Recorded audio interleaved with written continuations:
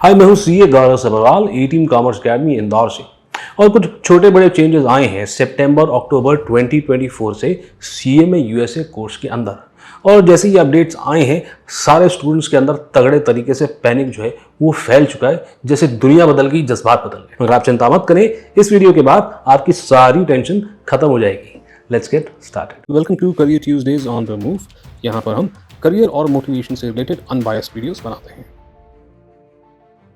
Welcome back. हमको कई सारे फोन्स आते हैं जिसके अंदर स्टूडेंट्स अक्सर ये कंफर्म करना चाहते हैं कि सर, कोर्स में आए हुए अपडेट्स हमारे लेक्चर्स में होंगे क्या हमें अपडेटेड कंटेंट पढ़ाया जाएगा।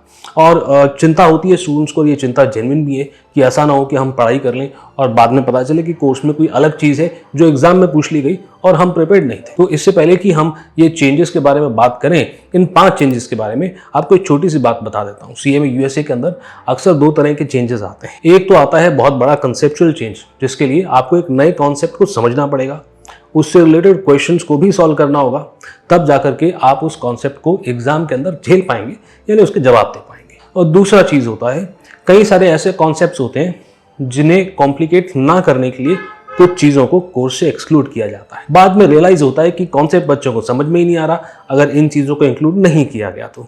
और फिर ऐसे कुछ छोटे छोटे अपडेट्स लाए जाते हैं जिससे वो कंटेंट जो कॉन्सेप्ट को बेटर समझने के लिए ज़रूरी था ऐड किया जाता है। ये कंटेंट यूजुअली हमारे यानी कि टीचर्स के सजेशन या इंडस्ट्री फीडबैक से आता है। फिलहाल मैं आपसे 5 अपडेट शेयर करूंगा पार्ट 1 सीए में यूएसए पार्ट 1 के अंदर, और 4 अपडेट शेयर करूंगा पार्ट 2 के अंदर। आपको ये भी बताऊंगा कि किस तरीके से इन अपडेट्स को हमने अपने लेक्चर्स के अंदर इंक्लूड किया है। और कई सारे अपडेट्स तो ऐसे हैं कि ऑफिशियली आईएमए ने उन्हें अनाउंस किया, उससे काफ़ी समय पहले से हम उन्हें पढ़ा रहे हैं। ऐसा क्यों और कैसे, आइए बात करते हैं। तो आइए शुरू करते हैं पार्ट 1 के अपडेट से। पहला अपडेट है कैलकुलेशन ऑफ गुडविल। मैं इसे एक मेजर अपडेट कह सकता हूं क्योंकि इसके अंदर पॉजिटिव गुडविल क्या होती है, नेगेटिव गुडविल क्या होती है, उनकी अकाउंटिंग ट्रीटमेंट क्या है और गुडविल को कैलकुलेट कैसे किया जाता है, इसके रिलेटेड कॉन्सेप्ट आप पढ़ते हैं, क्वेश्चन सॉल्व करते हैं और एग्जाम में भी इससे रिलेटेड सवाल आ सकते हैं। ये बहुत छोटी सी कैलकुलेशन है, बट कंसोलिडेशन के कॉन्सेप्ट को अच्छे से अप्रिशिएट करने के लिए ये कॉन्सेप्ट आपको आना चाहिए। ये कॉन्सेप्ट एसीसीए के अंदर अच्छे से एक्सप्लेन किया गया है। एक एसीसीए की ब्रीफ वीडियो इसी कैलकुलेशन को एक्सप्लेन करते हुए मैंने डिस्क्रिप्शन के अंदर आपको लिंक दे दिया है। सीए में यूएसए के अंदर भी कैलकुलेशन जो है वो कुछ इस तरह से ही होती है। बट अगर आप चाहते हैं कि वैल्यूएशन ऑफ गुडविल को लेकर के मैं एक अलग से वीडियो निकाल दूँ सीए में यूएसए स्टूडेंट्स के लिए, तो लेट मी नो इन दी कमेंट्स डाउन बिलो। कमेंट के अंदर आप लिख सकते हैं वीडियो ऑन गुडविल और उसके ऊपर मैं काम करना शुरू कर दूंगा। इसके अलावा कुछ और अपडेट्स जो हैं वो लाए गए हैं कंसोलिडेशन प्रोसेस को लेके पार्ट 1 सेक्शन ए के अंदर, बट उनके लिए ज़्यादा टेंशन लेने की ज़रूरत नहीं है। अब जैसे कॉन्सेप्ट्स हैं जैसे कि वेरिएबल एंटिटी मॉडल और वेरिएबल इंटरेस्ट मॉडल के, ये बहुत छोटे मोटे कॉन्सेप्ट्स हैं और कई सालों से जो अलग अलग किताबों के ऑथर्स हैं वो ऑलरेडी इन कॉन्सेप्ट्स को बता रहे हैं और हम भी ऑलरेडी इन कॉन्सेप्ट्स को एक्सप्लेन करते हैं, बिकॉज इनके बिना कंसोलिडेशन ठीक से समझ में आना मुमकिन नहीं। वैसे इन्होंने कहा भी कंसोलिडेशन को अलग अलग स्टेप्स में किया जाता है। पहले तो फाइनेंशियल स्टेटमेंट्स को आप कंबाइन करते हैं, उसमें कुछ चीज़ें इंक्लूड होनी चाहिए, कुछ एक्सक्लूड होनी चाहिए। कैलकुलेशन ऑफ गुडविल जो हमने ऑलरेडी बात करी, और साथ ही साथ में इंट्रा ग्रुप ट्रांजैक्शंस की भी आपको नॉलेज होनी चाहिए। बट ये चीज़ें ऐसी हैं जो हम 2021 से ऑलरेडी सीए में यूएसए के लेक्चर्स के अंदर इंक्लूड कर चुके हैं और पढ़ा रहे हैं और प्रैक्टिकल एग्जाम्पल्स देते हैं, क्योंकि इसके बिना ये कॉन्सेप्ट ठीक से अप्रिशिएट किया जाना मुश्किल है। और इसी फीडबैक को लेकर के आईएमए ने अब जाके ऑफिशियली इसको ऐड किया है। कई सारी बुक्स में और कई सारे ऑथर्स ने ऑलरेडी इस कॉन्सेप्ट को काफ़ी सालों पहले से लिया भी हुआ है और हम भी काफ़ी सालों से पढ़ा रहे हैं। फिर भी आप चाहते हैं कि एक वीडियो कंसोलिडेशन पे कॉम्प्रहेंसिव में बना दूं, तो लेट मी नो इन दी कमेंट्स डाउन बिलो। वीडियो इन कंसोलिडेशन लिख दें और सीरीज ऑफ लेक्चर्स जो हम सीए में यूएसए के ऊपर लाने वाले हैं उसमें इसे भी इंक्लूड कर देंगे। नाउ अब आया है दूसरा अपडेट। दूसरा अपडेट ना बड़ा खुशियों से भरा है, क्योंकि इस दूसरे अपडेट के अंदर कुछ चीज़ें रिड्यूस करी गई हैं, कोर्स में से डिलीट करी गई हैं। पार्ट 1 सेक्शन बी को रिलेटेड ये अपडेट है, जिसके अंदर प्रोसेस कॉस्टिंग और थ्योरी ऑफ कंस्ट्रेंट्स वाला जो टॉपिक है ये रिमूव कर दिया गया है। नाउ हमने इस टॉपिक को रिमूव नहीं किया है। देखिए ऐसा है, कई सारे स्टूडेंट्स को इक्विवेलेंट यूनिट की कैलकुलेशन में काफ़ी दिक्कत आती है जब वो प्रोसेस कॉस्टिंग पढ़ते हैं, और थ्योरी ऑफ कंस्ट्रेंट्स भी पढ़ने में थोड़ा सा जोर आता है स्टूडेंट्स को, ये हमने नोटिस किया है। बट फिर भी हमने इसे अपने करिकुलम में से फिलहाल रिमूव किया नहीं है, मतलब जो हमारे लेक्चर्स हैं ए टीम के, और मैं आगे करने भी नहीं वाला। रीज़न ये है कि ये जो कॉन्सेप्ट है आपको बीकॉम बीबीए के एग्जाम्स में जब भी आप प्रोसेस कॉस्टिंग पढ़ेंगे यूज़ में आते हैं। तो हमने क्लियरली इन्हें ऑप्शनल लेक्चर्स की तरह बता रखा है इवन हमारे रिकॉर्डेड कोर्सेज के अंदर, और स्टूडेंट्स इसे पढ़ना चाहते हैं एक्स्ट्रा नॉलेज गेन करने के लिए तो पढ़ सकते हैं। बट मेरे हिसाब से ये कॉन्सेप्ट्स अच्छे हैं और इसलिए हम इन लेक्चर्स में से हटाते नहीं हैं, क्योंकि ये प्रोसेस कॉस्टिंग के कॉन्सेप्ट को बेटर समझने में आपको मदद करते हैं। बढ़ते हैं अपने तीसरे अपडेट की तरफ, but before we move ahead, इस तरह की वीडियो सीएमए यूएसए से रिलेटेड, कोर्स अपडेट से रिलेटेड और इन जनरल करियर से रिलेटेड मैं लगातार लाता रहता हूँ। अनबायस्ड वीडियोस करियर से रिलेटेड देखना पसंद करते हैं तो सब्सक्राइब करना मत भूलिएगा if you not already subscribe yet, और वीडियो को लाइक ज़रूर करें। अपडेट नंबर 3 भी आता है पार्ट 1 सेक्शन डी से।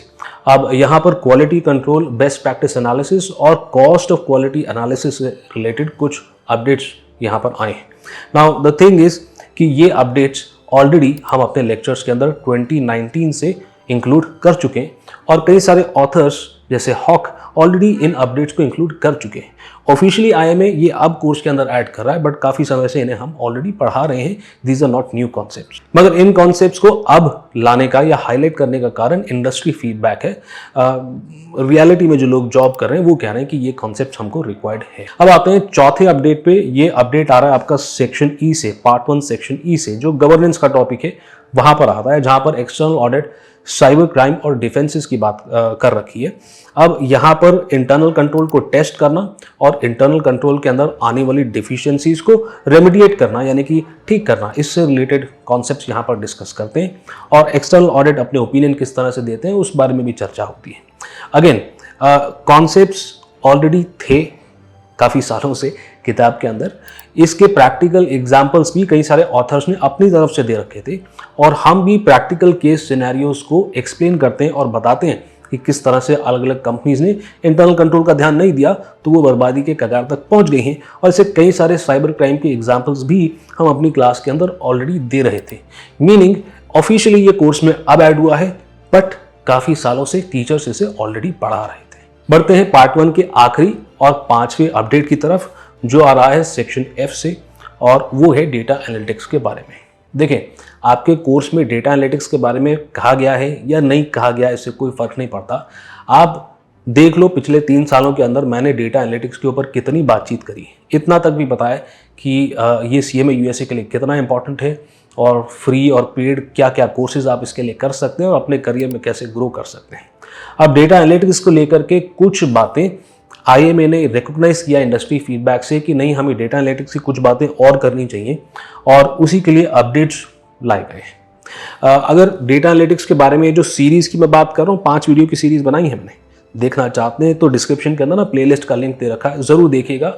सीएमए यूएसए कर रहे हैं तो बहुत काम की चीज़ है आपके लिए। यहाँ पर केवल एक नोटिसेबल चेंज आया है, वो है मल्टीपल और लॉजिस्टिक रिग्रेशन का एप्लीकेशन और कॉन्सेप्ट का अंडरस्टैंडिंग। ठीक है जी, तो ये जो है हार्डली 15 मिनट का एक लेक्चर के अंदर डिस्कशन होता है जिसके अंदर हम इस टॉपिक के बारे में चर्चा कर लेते हैं। मल्टीपल रिग्रेशन कोर्स में तो नहीं था, बट ऑलरेडी हम काफ़ी समय से उसको पढ़ाते आए हैं। लॉजिस्टिक रिग्रेशन और मल्टीपल रिग्रेशन का एप्लीकेशन, इसका डिटेल्ड अंडरस्टैंडिंग के लिए केवल 15 मिनट का डिस्कशन होता है, यानी कि कोई बहुत बड़ा अपडेट कोर्स के अंदर ये नहीं मान सकते इसको। तो ये तो हो गए हमारे 5 अपडेट पार्ट 1 के। फटाफट से पार्ट 2 के अपडेट्स भी देख लें। देखिए, पार्ट 2 के अपडेट्स बहुत ही कम है, बहुत ही वीक है, मतलब कोई मेजर अपडेट तो है नहीं, बट फिर भी एक बार आपकी टेंशन खत्म होना देख करके, इसलिए मैं बता देता हूँ आपको। तो केवल 4 अपडेट्स के बारे में बात कर रहा हूँ। अपडेट नंबर 1 जो है वो हॉरिजॉन्टल कॉमन साइज स्टेटमेंट यानी कि पार्ट 1 सेक्शन ए के अंदर आता है, जहाँ पर ट्रेंड और पैटर्न्स की बात होती है। ठीक है ना। अब ये जो ट्रेंड और पैटर्न्स की बात अब ये कह रहे हैं ऑफिशियली कोर्स में अब घुसा रहे हैं, बट हम ऑलरेडी इसको काफ़ी सालों से कवर करते आ रहे हैं। मतलब शुरू से जब से सीएमए यूएसए में पढ़ा रहा हूँ तब से ट्रेंड्स और पैटर्न्स की बात करता हूँ। और इनफैक्ट क्लास के अंदर एक प्रैक्टिकल एग्जाम्पल भी हम लेते हैं, कोई एक्चुअल कंपनी के फाइनेंशियल स्टेटमेंट देखते हैं समझने के लिए कि ट्रेंड्स और पैटर्न्स किस तरह से दिखाई देते हैं और कैसे उनसे अलग अलग तरह की कंक्लूजन्स निकाली जाती हैं। इंडस्ट्री स्टैंडर्ड है, इंडस्ट्री फीडबैक है, जिसके बल पे अब जाकर के आईएमए ने ऑफिशियली इसको एंटर किया है, but it is nothing new, we have already been teaching it for a long time. Update number 2 की बात करते हैं। अपडेट नंबर 2 इज अबाउट डेब्ट फाइनेंसिंग एंड इक्विटी फाइनेंसिंग, और ये पार्ट 2 सेक्शन बी से आता है। अब डेब्ट फाइनेंसिंग एंड इक्विटी फाइनेंसिंग ऐसी चीज़ है जो इसके बीच में डिफरेंस और फायदा नुकसान ये सब आप क्लास 11 बिजनेस स्टडीज से पढ़ते आ रहे हो यार, कोई नई चीज़ नहीं है। इनफैक्ट सीएमए यूएसए के कोर्स के अंदर ये चीज़ डे 1 से हम पढ़ते आ रहे हैं। कोई नई चीज़ इसके अंदर नहीं है और ऑथर्स ने भी कई सालों से इस चीज़ को डाल रखा है अपने कोर्स मटेरियल के अंदर। ऑथर्स है, हॉक हो गया, बेकर हो गया, वाइली हो गया, ये सब ने कॉन्सेप्ट डाल रखा है क्योंकि ये पढ़ना ज़रूरी है अगर आप कॉर्पोरेट फाइनेंस पढ़ रहे हैं तो। So it is not a new thing, but officially I don't know why अब वो कह रहे हैं कि नहीं अब ये कोर्स का पार्ट है, but it is already a part of course for a long period of time. तो यूजुअली ये लेक्चर्स में इंक्लूड किया ही जाता है।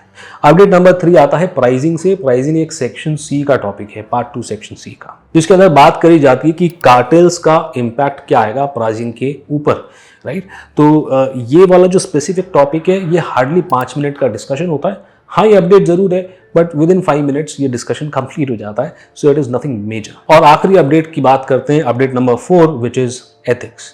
अब एथिक्स के अंदर बिजनेस फ्रॉड के अलग अलग टाइप ऑफ बिजनेस फ्रॉड्स को यहाँ पर कवर किया जा रहा है।